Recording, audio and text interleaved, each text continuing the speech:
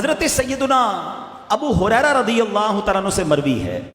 کہ نبی پاک صلی اللہ تعالیٰ علیہ وسلم نے ارشاد فرمایا، اللہ عز و جل فرماتا ہے میرا بندہ فرائض کی ادائیگی کے ذریعے جتنا میرا قرب حاصل کرتا ہے اس کی مثل دوسرے کسی عمل سے حاصل نہیں کرتا۔ اور سبحان اللہ، اللہ فرماتا ہے اور میرا بندہ نوافل کی کثرت سے میرے قریب ہوتا رہتا ہے، یہاں تک کہ میں اس کو اپنا محبوب بنا لیتا ہوں۔ جب میں اسے محبوب بنا لیتا ہوں تو میں اس کا کان بن جاتا ہوں جس کے ذریعے وہ سنتا ہے، میں اس کی آنکھ بن جاتا ہوں جس کے ذریعے وہ دیکھتا ہے، میں اس کے ہاتھ بن جاتا ہوں جس کے ذریعے وہ پکڑتا ہے، میں اس کے پاؤں بن جاتا ہوں جس کے ذریعے وہ چلتا ہے۔ اگر وہ مجھ سے مانگے تو میں اسے ضرور دیتا ہوں، اگر وہ مجھ سے پناہ طلب کرے تو میں اسے پناہ دیتا ہوں۔ اللہ اکبر۔ سنو، یہ حدیث بخاری شریف کی ہے۔ رب فرما رہا ہے جب میں کسی کو محبوب بناتا ہوں نا تو اب اس کی آنکھیں بن جاتا ہوں، اس کے کان بن جاتا ہوں۔ علماء نے اس کی شرح بیان کی۔ اس کا مطلب کیا ہے؟ اس کا مطلب یہ ہے کہ اب ولی اللہ کا جب محبوب بنتا ہے نا تو جو دیکھتا ہے وہ رب کے نور سے دیکھتا ہے، جو سنتا ہے وہ رب کے نور سے سنتا ہے، اللہ کی قدرت شامل حال ہو جاتی ہے۔ وہ چلتا ہے تو رب کی عطا سے، اللہ کی مہربانیوں کے سائے میں چلتا ہے۔ اللہ اکبر۔ اگر یہ بخاری شریف کی حدیث سمجھ آ جائے نا تو پھر اولیاء اللہ کے کمالات، ان کی کرامتیں، ان کی جناب تصرفات سمجھنا آسان ہو جاتا ہے۔ پھر یہ بات سمجھ آ جاتی ہے کہ وہ کیسے اتنا دور سے دیکھ لیتے ہیں، وہ کیسے کسی کی مدد کر سکتے ہیں۔ ارے جب اللہ خود فرما رہا ہے کہ جب میں کسی کو اپنا محبوب بنا لوں تو اس کے کان بن جاتا ہوں، اس کی آنکھ بن جاتا ہوں، اس کے پیر بن جاتا ہوں، تو اللہ کی قدرت شامل حال ہو جاتی ہے۔ اور سبحان اللہ، یہ ایک بار نہیں ہوا، احادیث میں، روایتوں میں، قرآن کے ذریعے کرامتوں کا ثبوت موجود ہے۔ چلے 2-3 ایگزامپل بھی دے دیتا ہوں تاکہ کسی کو وسوسہ نہ آئے۔ لوگ کہتے ہیں یار یہ کرامت کہاں سے لے آئے، ولی کہاں سے کرامت دکھا سکتا ہے؟ چلیں جناب، میں آپ کو کچھ قرآن کے ذریعے اور حدیث کے ذریعے ہی کرامتوں کا ثبوت دے دیتا ہوں۔ اس میں حضرت مریم کے واقعات لکھے ہیں، اور آپ کے پاس حضرت زکریہ کی جس محراب میں آپ عبادت کرتی تھی، حضرت زکریہ نے خود دیکھا کہ بے موسم کے پھل آتے تھے، سردیوں میں گرمیوں کے پھل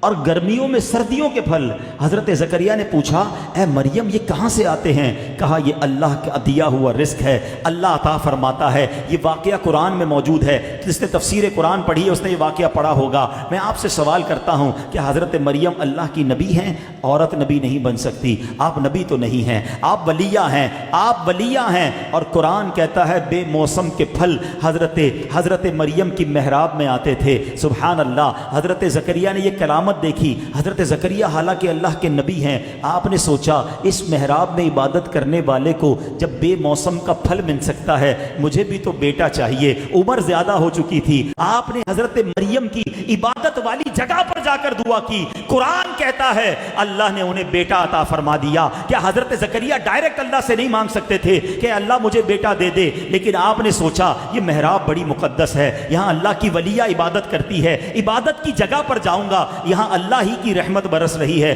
اللہ سے مانگوں گا، اللہ عطا فرما دے گا۔ یہ تو نبیوں کا طریقہ ہے، یہ قرآن کا طریقہ ہے۔ چلو ایک اور کرامت قرآن سے سن لو۔ جنہوں نے حضرت سلیمان علیہ السلام کا واقعہ سنا ہوگا، ملکہ بلقیس آپ کے پاس حاضری کے لیے نکلی۔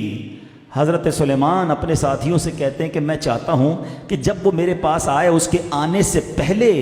ملکہ کا تخت میرے پاس آ جائے۔ وہ تخت کئی گز، بتایا جاتا ہے 60 گز لمبا، کئی گز چوڑا تھا۔ تو آپ کے پاس ایک جن بیٹھا تھا، آپ کا، کیونکہ آپ کی حکومت جنات پر بھی تھی، ہوا پر بھی تھی۔ وہ جن کہتا ہے حضور آپ کی محفل ختم ہونے سے پہلے میں اس تخت کو لے آتا ہوں۔ آپ نے فرمایا مجھے اس سے بھی پہلے چاہیے، مجھے اس سے بھی پہلے چاہیے۔ قرآن کہتا ہے آپ کے ایک ساتھی تھے جن کا نام تھا آصف بن برخیہ، مفسرین نے ان کا نام بتایا۔ آصف بن برخیہ کہتے ہیں حضور آپ کی پلک جھپکنے سے پہلے وہ تخت لے آؤں گا، اور ایسا ہی ہوا۔ قرآن کہتا ہے کہ ابھی محفل میں ادھر ہی بیٹھے تھے کہ وہ تخت حاضر ہو گیا۔ میں آپ سے پوچھتا ہوں کہ جب حضرت آصف بن برخیہ جو نبی نہیں ہیں، حضرت سلیمان کی امتی ہیں، پلک جھپکنے سے پہلے تخت بلقیس لا سکتے ہیں، تو سلیمان کا امتی ایسا پاورفل ہو تو جناب رسول اللہ کے امتی کو کرامت ملے تو کسے کیوں پرابلم ہوتی ہے؟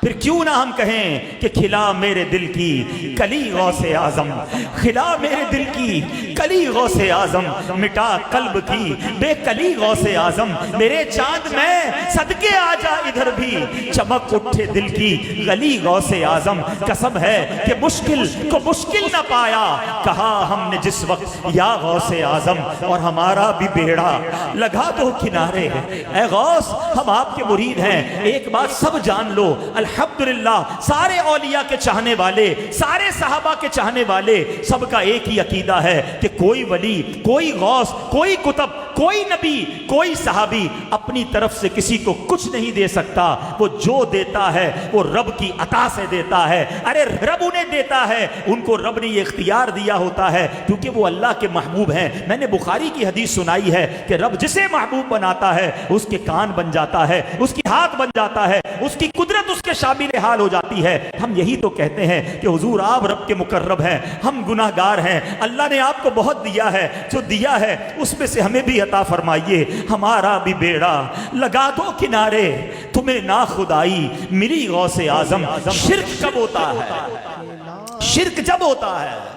کہ جب آپ کسی کے بارے میں یہ سوچتے ہیں معاذ اللہ کہ کسی کو رب مان کر کسی کو خدا مان کر کسی کو ذاتی چیزوں کا مالک مان کر مانگیں تو یہ شرک ہے ہم آج بھی کہتے ہیں کہ اے غوث پاک اللہ کے حکم سے ہمیں عطا فرمائیے تو اس میں کوئی شرک نہیں یہ کنفیوژن دور کر لو اور آج میں آپ کو قرآن و حدیث کے ذریعے کرامت کا ثبوت بتا رہا ہوں چلتے ہیں مدینہ منورہ میں حضرت عمر فاروق کا دور ہے اور مدینہ طیبہ میں آگ لگ گئی حضرت عمر فاروق کے پاس لوگ آئے کہتے ہیں حضور آگ لگ گئی ہے کیوں آئے حضرت عمر فاروق کے پاس اور سنو حضرت عمر نے کام بھی کیسا کیا اللہ اکبر حضرت عمر فاروق نے ایک کاغذ کا ٹکڑا لکھا اور اس پہ لکھتے ہیں اسکنی یا نار یہ اے آگ ٹھہر جا رک جا اپنے خادم کو لکھ کر دیا کہا جاؤ یہ ٹکڑا آگ میں ڈال دو ارے کاغذ کو آگ میں ڈالو جل جاتا ہے مگر لکھا حضرت عمر نے تھا خلیفۃ الرسول نے لکھا تھا اس شخصیت نے لکھا تھا جس کے بارے میں میرے آقا فرماتے ہیں میرے بعد کوئی نبی ہوتا تو عمر ہوتا اللہ کا کیسا مقرب بندہ ہے وہ جو لکھ کر دے رہا ہے کاغذ پر جاؤ اسے آگ میں ڈال دو جب خادم نے وہ کاغذ کا ٹکڑا آگ میں ڈالا آگ ہی بجھ گئی اور سنو مدینے میں ایک بار زلزلہ آیا حضرت عمر رضی اللہ تعالیٰ عنہ کے پاس اطلاع ملی حضور زلزلہ آ گیا آپ نے کیا کیا ارتھ کوئک آج دنیا اتنی ترقی کر گئی ہے نہ کوئی سائنسدان اس کی پریڈکشن کر سکتا ہے نہ پہلے بتا سکتا ہے کہ زلزلہ کب آئے گا اور زلزلہ آ جائے دنیا کی کوئی طاقت اسے روک نہیں سکتی سنو میرے آقا علیہ الصلوۃ والسلام کے امتی آپ کے غلام آپ کے صحابی آپ کے خلیفہ کا کمال دیکھو آپ نے اپنا کوڑا نکالا اور کوڑا درہ جو ہے وہ زمین پر مارتے ہیں اور کیا کہتے ہیں اے زمین ٹھہر جا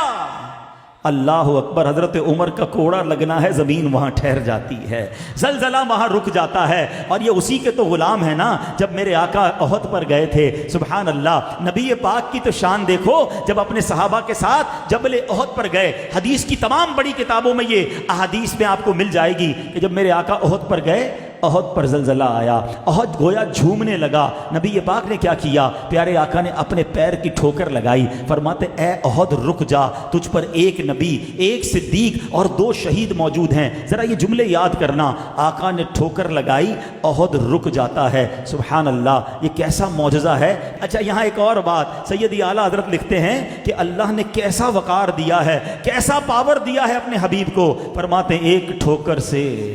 احد کا زلزلہ جاتا رہا ایک ٹھوکر سے احد کا زلزلہ جاتا رہا رکھتی ہیں کتنا وقار اللہ اکبر ایڑیاں جب آقا کی ٹھوکر سے زلزلہ جائے عمر فاروق اپنا کوڑا مارے اپنا درہ مارے تو زلزلہ رک جائے چاہے تو اشاروں سے اپنے کایا ہی پلٹ دے دنیا کی یہ شان ہے ان کے غلاموں کی سرکار کا عالم کیا ہوگا ارے کیوں نہ اولیاء سے محبت کریں کیوں نہ اللہ کے نیک بندوں سے پیار کریں کیونکہ اللہ نے انہیں اپنا محبوب بنا لیا ہے